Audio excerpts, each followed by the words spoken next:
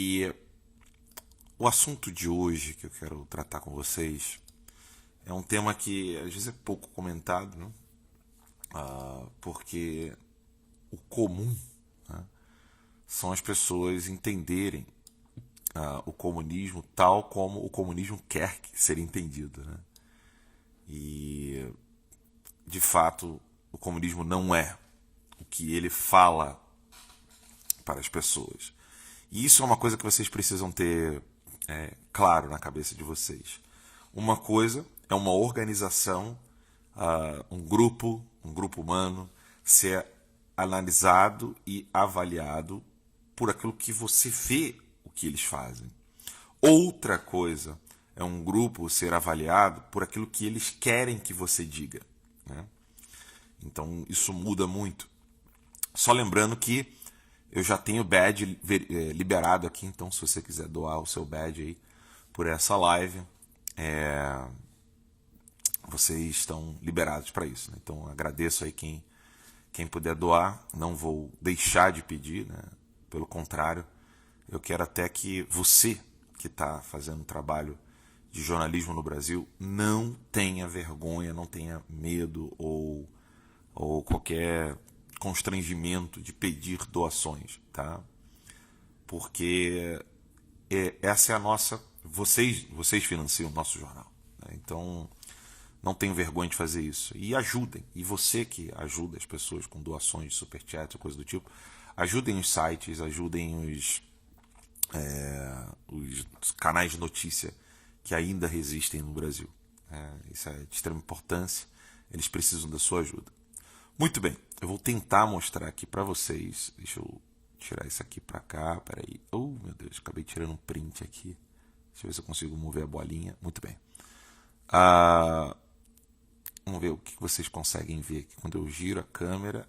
Voilá. Tá muito grande, né? Então deixa eu diminuir isso aqui mais. Vamos ver aqui. Acho que assim fica bom, né?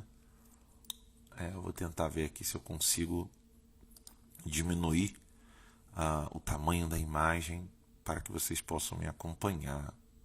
Porque eu quero que vocês vejam essa matéria, alguns trechos dela, né? Essa imagem aí, eu não vou conseguir diminuir, tá, gente? Então eu vou só comentar. O título da matéria é esse aqui, ó. Entendendo a KGB. É um artigo pago lá do Notícia Sem Máscara, que é do Terça Livre, artigo 220. E lá vocês vão poder, então, ver essa foto. E nessa foto aqui é o Putin em desfile no dia da vitória, no dia 9 de maio, com um ex-oficial da NKVD. Eu vou explicar rapidinho daqui a pouco depois para vocês o que é esse Comissariado do Povo para Assuntos Internos. E o que é o ministro do Interior da União Soviética, extinta, e da KGB, ou seja, de um lado tem o cara da NKVD e do outro um membro da KGB.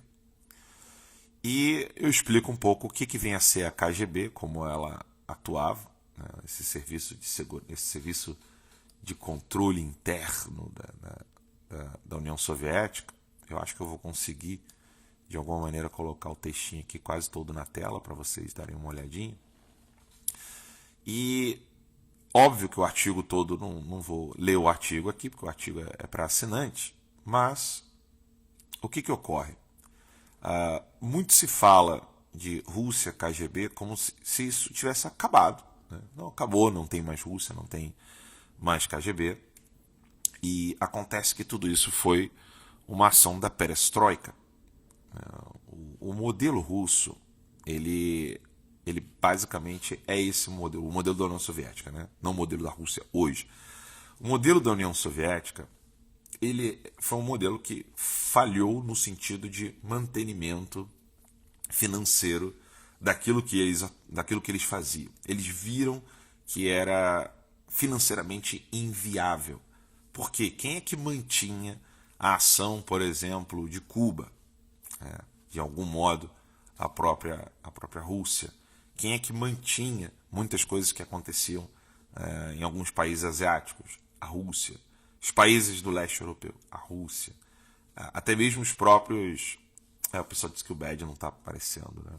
Eu vou tentar ver depois o que aconteceu. Mas a assinatura está valendo, tá? Então, se vocês assinarem aí, está valendo, que já tem algumas dezenas de assinantes, agradeço. Voltando ao assunto, o modelo russo, ele funcionava, o modelo soviético, né, o da União Soviética, ele funcionava mais ou menos como uma empresa matriz e as outras eram as suas filiais. Então, as células dos comunistas no mundo inteiro, elas não eram, eu posso dizer, independentes. Né? Se você se tornasse um socialista ou marxista independente do Comitê Central da União Soviética, você tinha a possibilidade de ser morto na esquina de casa. Isso aconteceu inclusive com Trotsky, né, que era um dos grandes pais da Revolução Russa, porque ele não queria se submeter ao Stalin. Então, a própria morte do Trotsky serviu para todos os comunistas no mundo inteiro. Toma cuidado com o que você vai fazer, achando que você vai poder ter independência da União Soviética, do Comitê Central da União Soviética. Depois da morte do Stalin é que você vai ter, então, grupos que não querem mais se submeter ao Comitê Central da União Soviética nos moldes do Stalin, mas acabam indo para o braço do comunismo chinês, né, o Partido Comunista Chinês. Esse foi o caso do Brasil. Tá? No caso do Brasil, isso está descrito em detalhes no livro O Retrato, do Oswaldo Peralva, que vem a ser o único, né, não o mais importante, mas é o mais importante porque é o único, né? Mas é o único livro de um desertor comunista brasileiro. Então, nós não tínhamos nenhum desertor comunista que escrevesse um livro. Esse é o único livro de um desertor do Partido Comunista. Ele era nada mais, nada menos do que o número 2 do Partido Comunista, estando abaixo apenas de...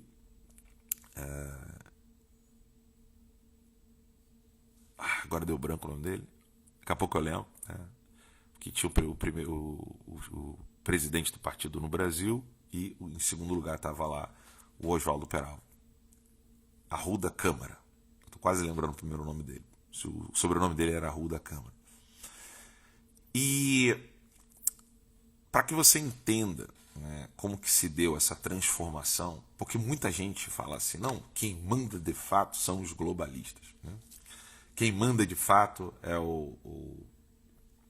são os bilionários, como se os capitalistas fossem os donos do mundo e eles estivessem fazendo algo absolutamente diferente do que o próprio comunismo soviético queria. Né? Isso é o que muita gente fala. E eu vejo isso constantemente na boca, inclusive de pessoas que gostam de estudar essa questão da mentalidade revolucionária, só que não estudam o suficiente, essa é a verdade. Então, nesse artigo, que está só para assinantes, eu faço uma explicação lá sobre a KGB em detalhes, mas o que eu quero mostrar para vocês é a parte posterior, que na verdade é um artigo do professor Olavo de Carvalho. É depois da falsa reestruturação aqui. Esse artigo do professor Olavo, que eu estou tentando colocar aquele bem fininho para caber na tela para vocês, mas pelo jeito eu acho que eu não vou conseguir. Deixa eu ver se eu consigo afastar de um modo que dê para ler todo o artigo. Vamos ver se eu consigo. E aí vocês acompanham comigo. Vamos ver... Não consigo de jeito nenhum. Então deixa eu voltar aqui, senão eu vou fazer besteira. Mas eu leio para vocês aqui o artigo. Gorbachev era um marxista puro sangue. Mas, àquela altura, já não pensava em implantar em escala planetária o comunismo ortodoxo, cuja inviabilidade saltava aos olhos. O que ele tinha em mente era a convergência dos regimes, um socialismo meia-bomba no qual, preservada alguma liberdade econômica indispensável à sobrevivência do sistema, todas as demais liberdades fossem esmagadas sob uma portentosa engenharia de dispositivos jurídicos, sociais e culturais, já não sob a direção ostensiva do Partido Único, mas de um pool, né, ou seja, uma rede, pool é piscina, né, é um termo em inglês que se usa muito, mas um pool de organizações esquerdistas concordantes no essencial. Esse artigo do Olavo vocês podem ler depois, eu não vou gastar o tempo de vocês ouvindo a minha voz lendo o artigo do professor Olavo. Mas o que ocorre? Né? O que aconteceu de fato no mundo inteiro? O Gorbachev, ele simplesmente, não só ele, como a alta cúpula, lembre-se da foto do Putin que eu coloquei no início, ao lado, né, de um membro da NKVD e da KGB. Até hoje é assim. Né? O que aconteceu? A elite comunista percebeu, né, que se eles continuassem naquele modelo, aquilo custaria muito dinheiro. E eles precisavam fazer uma outra estratégia. Nós estamos falando aqui da década de 90, final de 80, início de 90. E nesse período, muitos marxistas, da elite marxista, compreendeu que Antônio Gramsci seria mais exitoso do que qualquer outra atividade revolucionária marxista que até então estava sendo implementada. Nós estamos aqui no final da década de 80, início de 90. O que significa isso? 60, 70, 80, 90. Quase 30 ou 40 anos depois do Woodstock. Sendo que o Woodstock já é 10 anos depois do primeiro evento marxista de música, né, que foi feito por Alan Lomax, que foi um comunista americano da New Left, né, da nova esquerda americana, que já estava atuando nos Estados Unidos em 1959, no primeiro evento, com Pete Seeger, né, um cantor de folk americano, completamente cooptado pelo Partido Comunista. Então nós estamos falando aí de 30, 40 anos depois do experimento da revolução sexual e do trabalho que foi feito nos Estados Unidos.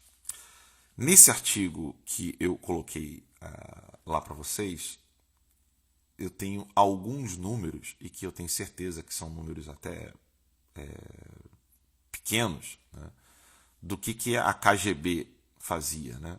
A KGB ela tinha 480 mil membros, né, e aqui diz que está incluindo os 200 mil soldados nas tropas de fronteira, o que eu acho ainda um número pequeno, tá? Ou seja, quase 500 mil de pessoas na KGB. E, óbvio, a propaganda da KGB foi qual? Acabou, eles não vão mais conseguir ter nenhum tipo de trabalho. Né?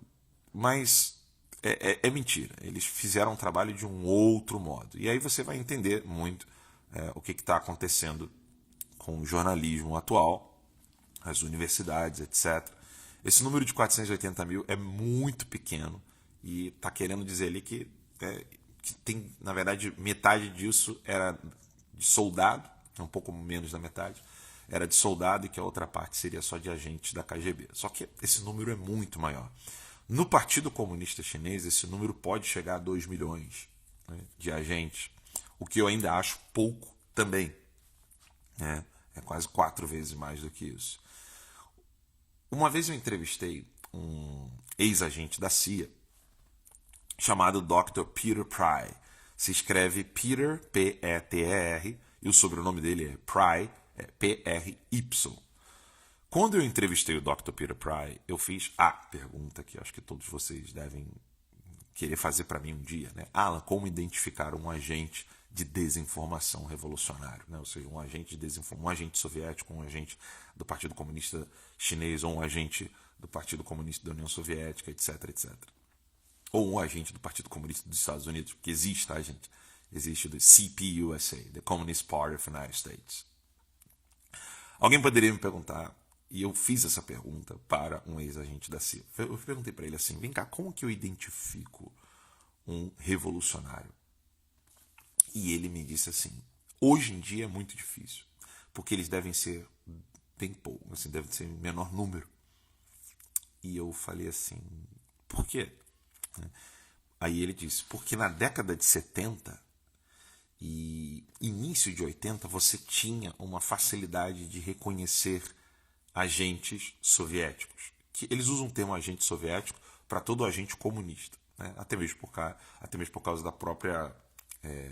Só tá falando que eu chorei, não, meu olho é assim mesmo, gente. Agente soviético é um agente revolucionário, né? Então eles têm essa nomenclatura aqui, né? O que a gente chama no Brasil de agente de desinformação.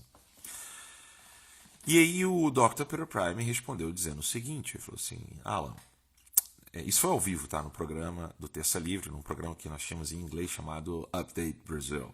E eu quero voltar a ter esse programa assim que eu conseguir organizar melhor a minha vida. E qual foi a resposta do Dr. Peter Prime? Ele disse o seguinte, Alan, na década de 70 e início de 80, era fácil você identificar um agente de desinformação por causa do uso do vocabulário, a maneira como ele é muito diplomático, né? O agente de desinformação, ele nunca é alguém que vai agressivamente falar com você, né? E lembrando que o agente de desinformação, ele é diferente do agente de subversão. Então vamos lá. Agente de subversão é uma coisa, agente de desinformação é outra. O agente de desinformação, ele é normalmente alguém que fala algo que o grupo que ele quer cooptar acredita. Então vou desenhar bem simples para vocês. Um grupo cristão. O agente de desinformação, ele vai ser um cristão. O agente de desestabilização e subversão, não. Então é diferente. O agente de desinformação, ele já trabalha dessa maneira. Ele precisa ser alguém que o grupo aceita, que o grupo acredita. Ele tem uma certa credibilidade entre o grupo. Então, o Dr. Peter Pride disse, antigamente era muito fácil você reconhecer um agente de desinformação. Hoje em dia, não mais. Porque as pessoas emburreceram. O emburrecimento acabou facilitando a estratégia dos revolucionários. Exatamente. As pessoas passaram a seguir as ordens do partido, seguir as ordens dos revolucionários, cumprir tudo o que os revolucionários desejam sem receber nenhuma ordem, sem receber uma orientação direta.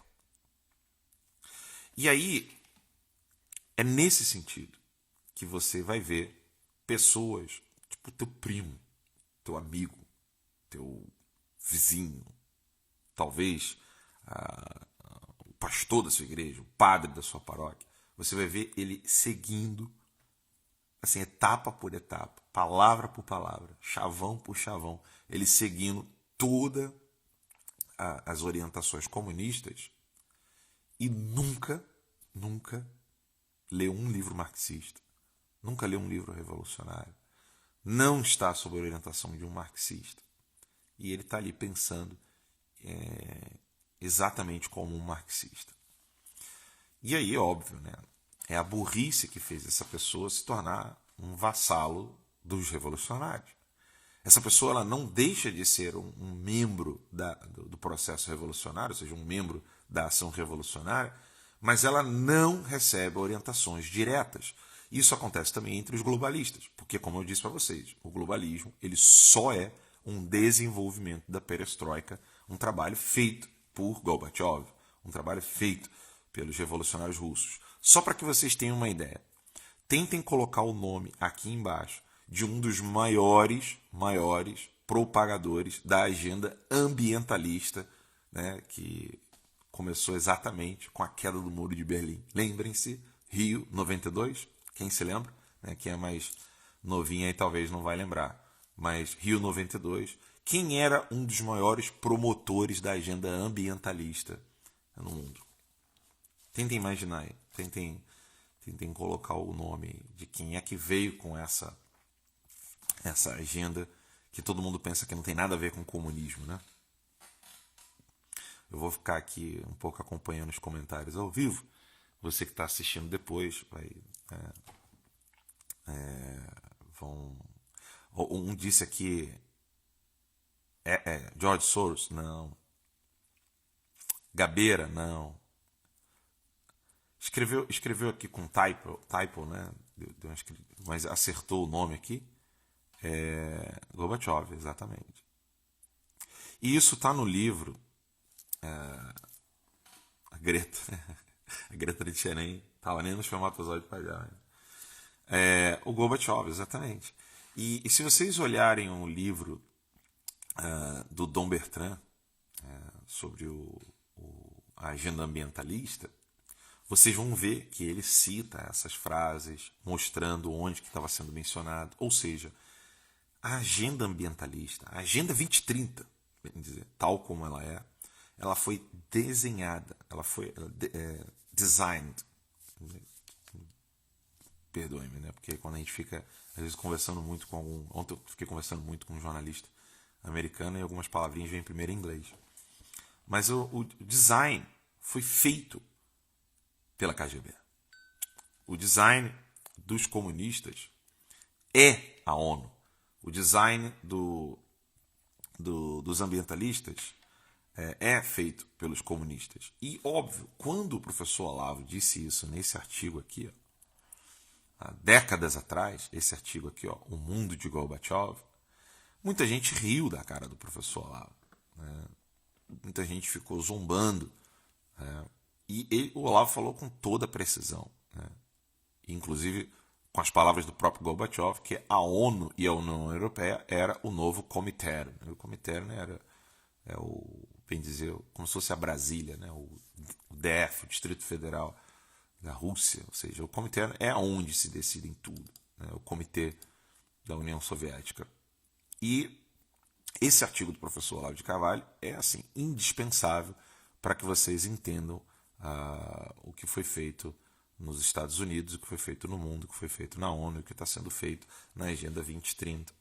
E por que de fato, não existe hoje uma ação antirrevolucionária e anticomunista, porque as pessoas simplesmente não estudam, não leem, não sabem que essa coisa de ONG, ambientalismo, Agenda 2030, União Europeia, as pessoas não sabem que tudo isso foi orquestrado, engendrado, organizado, pensado pelos comunistas da União Soviética.